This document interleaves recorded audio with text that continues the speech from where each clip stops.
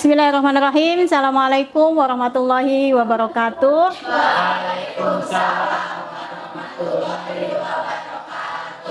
Selamat pagi semuanya. Apa kabarnya? Baik ya. Oke. Terima kasih sebelumnya, anak-anak. Sebelum kita mengawali pembelajaran hari ini, ya, kegiatan P5, silakan Ibu minta dipimpin dulu untuk berdoa. Ya, silakan disiapkan. Attention please. Before we are study, let's pray together. Pray begin.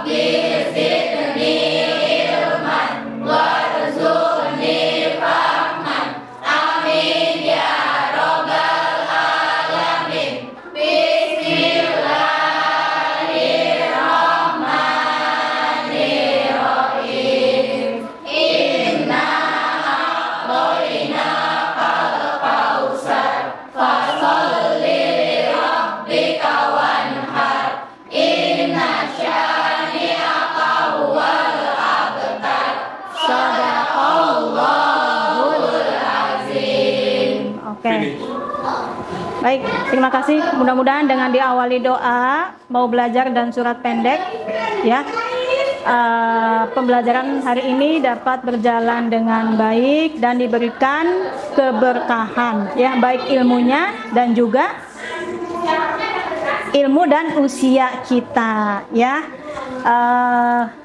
Selanjutnya Ibu absen. Untuk yang tidak hadir hari ini siapa? Hari ini yang nggak hadir ada Agisna Rahmata. Agisna Rahmata, kenapa? Itu beda keterangan. Oh, sakit ada di Ibu, iya. Iya. Nggak kembali. Ya, kemudian siapa lagi? Vita Laura. Kemudian? Sudah. Ya. Vita Laura kenapa? Sakit juga. Mudah-mudahan yang sakit kita doakan semoga diberikan kesembuhan dan diangkat penyakitnya tanpa rasa sakit sedikit pun, ya. Baik. Oke, baik Nak. Ini pengenalan produk P5 yang kali ini temanya adalah olahan hasil perkebunan.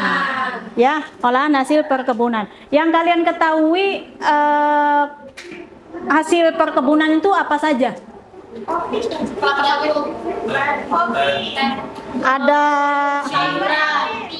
Ada sayuran, ya, ada buah-buahan, kemudian kopi, kelapa, ya, kemudian ada mangga, banyak itu semua ditanam di kebun, ya. Kemudian ada jahe, ada kunyit, kangkung, ya, dan lain sebagainya, ya. Baik, itu contohnya, ya. Nah, setelah pengenalan perkebunan, ini ada pengenalan konsep. Maksudnya adalah dari hasil kebun yang tadi, supaya mendapatkan nilai tambah, jadi hasil kebunnya diapain? Diolah, ya, bukan dimakan begitu saja, ya. Misalnya umbi-umbian, ada bolet, apakah langsung dimakan? Tidak, ya. Jadi kalau mau ada nilai lebih, ya, ada juga yang menjualnya secara langsung, misalnya untuk bahan atau keperluan tertentu, ya, itu bisa. Dan harganya juga masih terjangkau. Tetapi kalau sudah diolah maka harga jualnya juga beda lagi, ya. Kalau sudah dibuat atau dikemas menjadi bahan makanan atau makanan yang instan gitu, ya. Contohnya apa saja? Banyak, ada minyak kelapa sawit, itu kan yang terbuat dari kelapa.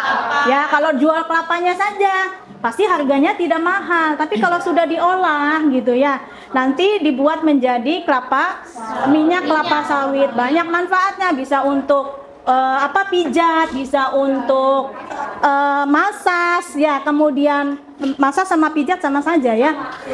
Bisa untuk menghitamkan kepala dan lain sebagainya ya. Menghitamkan kepala, menghitamkan rambut ya, jadi nggak boleh. Oke, selanjutnya selain daripada itu, contoh yang lain misalnya ada jahe ya, kemudian ada pisang. Pisang kalau dijual pisangnya saja harga jualnya murah, tetapi kalau diolah menjadi keripik, menjadi apa lagi? Pisang goreng, kemudian bolu pisang, picok. Nah, harganya lebih mahal lagi. Oke. Nah, kali ini yang mau Ibu buat kegiatannya adalah mengolah hasil kebunnya kunyit ya, dari bahan kunyit. Nanti akan dibuat menjadi jamu atau minuman tradisional ya. Ada yang pernah minum kunyit asam atau jamu? Bagaimana rasanya? Oke, baik. Jadi ini kekurangannya ya. Orang Indonesia yang dikenal kaya akan rempah-rempah, tetapi orang Indonesianya saja tidak suka dengan jamu-jamuan. Ini terutama wanita ya, banyak sekali kunyit asam itu banyak sekali manfaatnya ya, karena meminum atau mengkonsumsi bahan-bahan tradisional atau minuman tradisional itu manfaatnya bukan hanya pada saat ini, tetapi untuk masa yang akan datang. Namanya jamu itu memang rasanya tidak seenak es teh manis, tidak seenak kopi kenangan gitu ya. Nah, tetapi manfaatnya sangat banyak dibandingkan es teh manis yang jangka panjang. Kalau dikonsumsi terus-terusan akan menyebabkan penyakit, tapi kalau jamu tidak ya gitu. Oke, ada cara atau teknik supaya meminum jamu itu tidak serasa minum jamu. Nah, makanya harus diolah. Kemudian tampilan ya, dan jamu itu tidak selalu pahit gitu ya, tidak selalu pahit. Boleh menggunakan gula kan, tapi gulanya juga harus gula yang baik, bukan memakai gula yang biang gitu kan ya. Nah, nanti kita akan belajar di sini bagaimana sih cara membuat jamu kunyit asam ya. Oke. Nah, ini manfaatnya banyak sekali ya. Yang dicari adalah manfaatnya ya, bukan masalah enak atau tidak enaknya. Itu hanya soal rasa ya.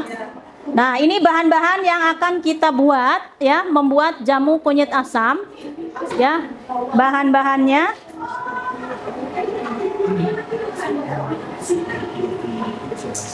kemudian selanjutnya pengolahan produk ya, dikupas. Nah, dihaluskan, dipotong.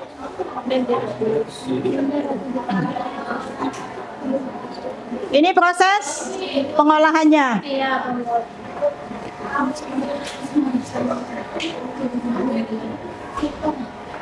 Nah, baik, ini slide-nya nggak usah. Oke, terima kasih. Baik, sampai di sini ada yang tidak mau ditanyakan? Tidak ada ya. Seharusnya yang mau ditanyakan, biar Ibu nggak sakit hati. Kalau Ibu nanya ada yang mau ditanyakan tapi tidak ada yang mau bertanya, kan Ibu sakit hati gitu. Berarti sudah paham. Paham. Baik, siap untuk melakukan kegiatan membuat kunyit asam. Kalau siap, mari kita menuju ke ruang praktek. Ya, di dapur di sana kita mengolah bahan-bahannya. Ibu mau tunjukkan ini adalah bahan-bahannya.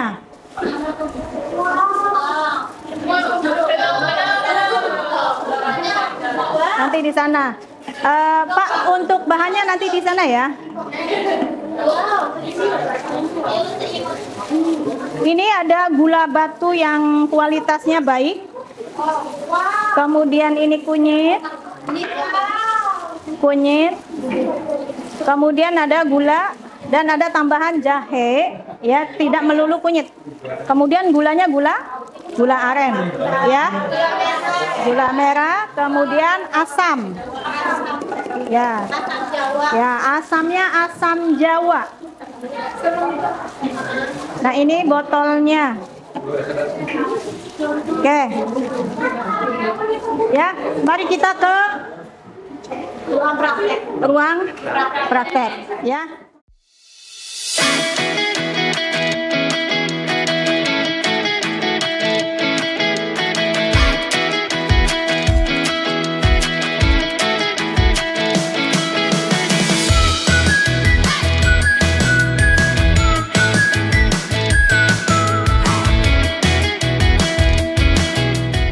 Untuk pembuatan kunyit asam ini dilengkapi dengan 5 bahan. Yang pertama ada kunyit.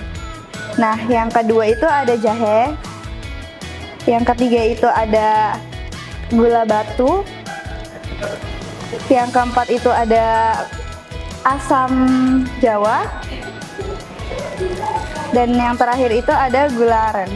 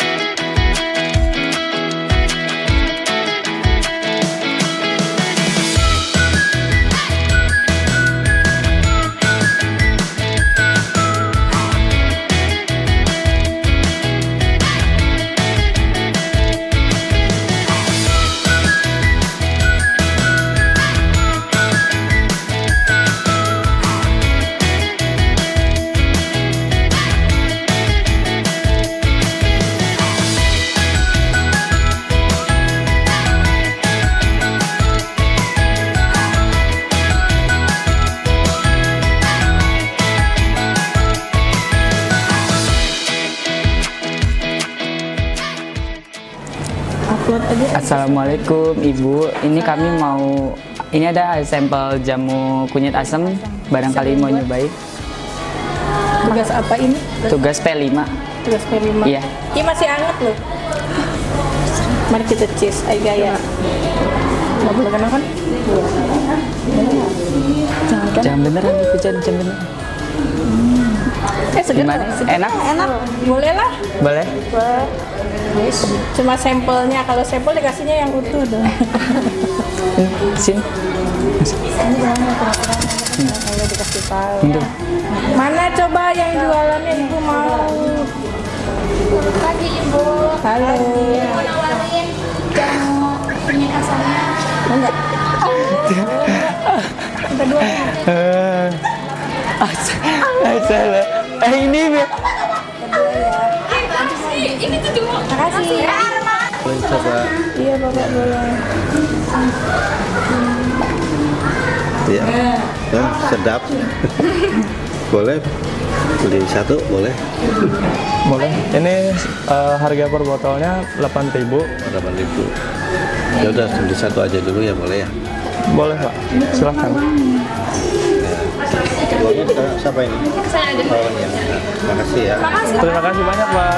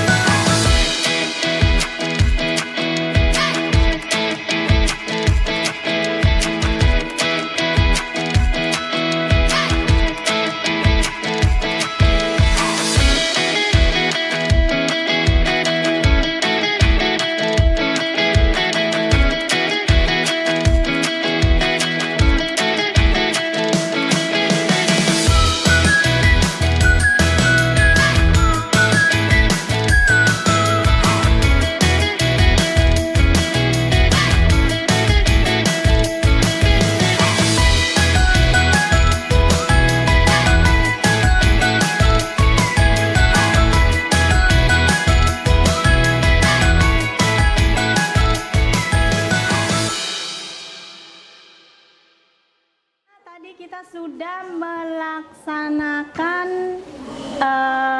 kegiatan membuat jamu kunyit asam, ya. Kemudian kalian juga sudah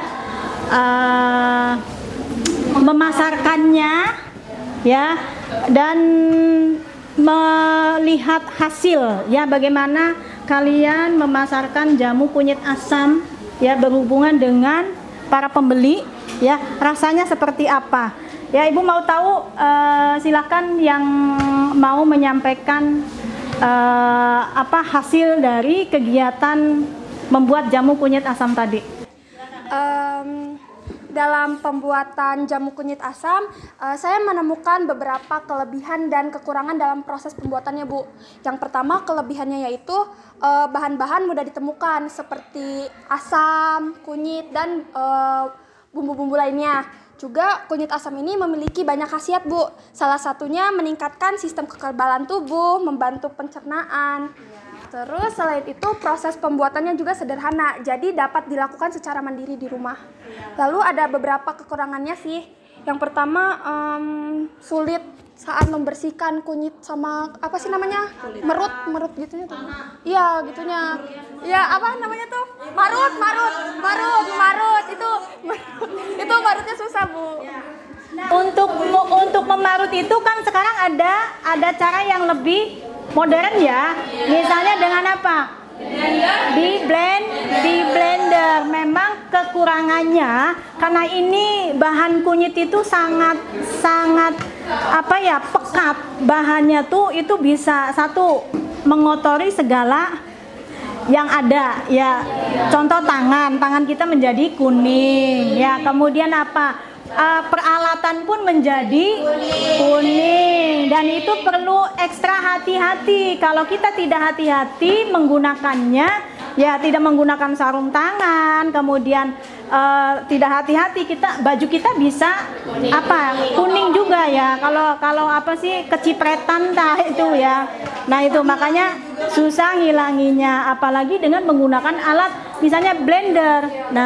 Nah itu harus dicari bagaimana caranya menghilangkan noda pada kunyit, ya, baik di baju maupun di peralatan, kan gitu, ya. Ada caranya, itu pakai sabun colek, ya, untuk membersihkannya. Apalagi ini blender kan, kalau kunyit tuh jadi kayak bergetah, ya. Getahnya nanti nggak hilang kalau nggak langsung dibersihkan. Nah, itu pakainya sabun colek, ya. Kalau tidak sabun colek nanti dicampur dengan sunlight. Nah, itu, ya. Baik, ada yang lainnya selain pada saat pengolahan, baik, silakan. Seperti yang kayak Kak Iva bilang tadi, kalau semisalnya mau buat kunyit asam itu kan bahan-bahannya juga gampang ditemuin dan affordable juga. Jadi kayak yang worth it gak sih buat dibikin, apalagi kalau semisalnya di rumah. Dan itu juga ramuan-ramuan herbal orang-orang zaman dulu. Jadi tuh kayak yang anak-anak zaman sekarang juga harus tahu dan harus nyoba gitu tuh. Ya, baik. Karena kenapa demikian? Karena banyak manfaatnya, terutama bagi wanita. Ya, bagi wanita mau halangan untuk melancarkan haidnya itu minum jamu kunyit. Pada saat haidnya pun supaya tidak berbau, yaitu minum jamu kunyit. Ya, dan membuat jamu kunyit asam itu tidak melulu dengan bahan kunyitnya saja. Kalau bisa ada campuran dari apa? Jahenya sedikit. Ya, sehingga ada rasa pedas. Ya, gitu. Jadi enggak ada siar-siarnya gitu. Dan kemudian apa? Boleh ditambahkan lemon gitu ya. Ya, untuk apa ya? Meningkatkan aroma. Sehingga kunyit itu kan baunya apa ya, sengir gitu ya, apa sih, sehingga banyak anak-anak muda sekarang itu yang tidak mau meminum jamu kunyit karena ya rasanya yang tidak enak gitu. Makanya untuk menambah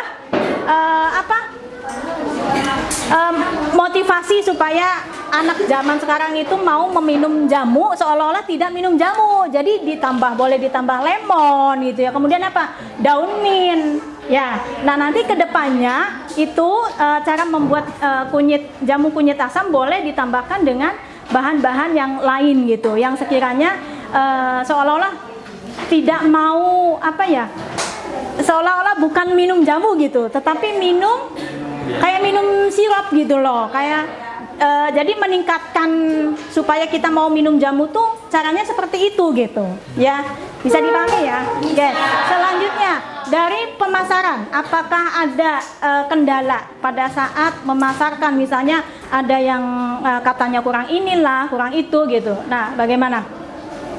Silakan. Saya sih Bu. Iya, silakan. Jadi menurut saya untuk dalam pemasaran ya, saingan pasar itu sangat ketat gitu Bu. Iya. Di pasaran sudah banyak produksi jamu yang beredar, baik dalam bentuk tradisional maupun instan. Iya. Menciptakan diferensiasi yang kuat, menurut saya, menciptakan diferensiasi yang kuat agar produk menonjol di antara pesaing menjadi tantangan gitu loh. Iya, jadi kemasan ya, dari mulai kemasan. Kemasannya jangan menggunakan botol bekas ya.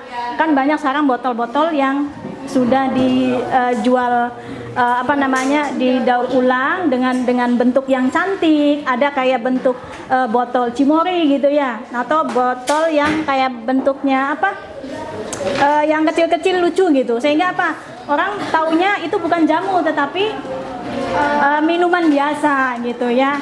Nah itu selain itu ada lagi tidak kendala pada saat pemasaran? Misalnya ada yang lain nggak? Boleh menjawab. Tidak ada, sudah cukup ya. Baik, oke. Dari kegiatan P5 ini apakah kalian senang? Ya. Senangnya di mana? Seru bikin kunyit. Seru bikin kunyit. Ya bikin kunyit. Ya bikin jamu, bukan bikin kunyit. Nggak bisa bikin kunyit ya. Oke, baik. Mudah-mudahan banyak manfaatnya dan banyak yang dapat kalian pahami dan dapat kalian ambil dari kegiatan P5 ini. Kedepannya silakan cari inovasi ya, supaya kualitas jamu kunyit asamnya bisa lebih baik dan lebih menarik lagi ya, entah itu dengan misalnya dengan memberikan label di botolnya atau dengan berikan iklan sebelum memasarkannya itu ya.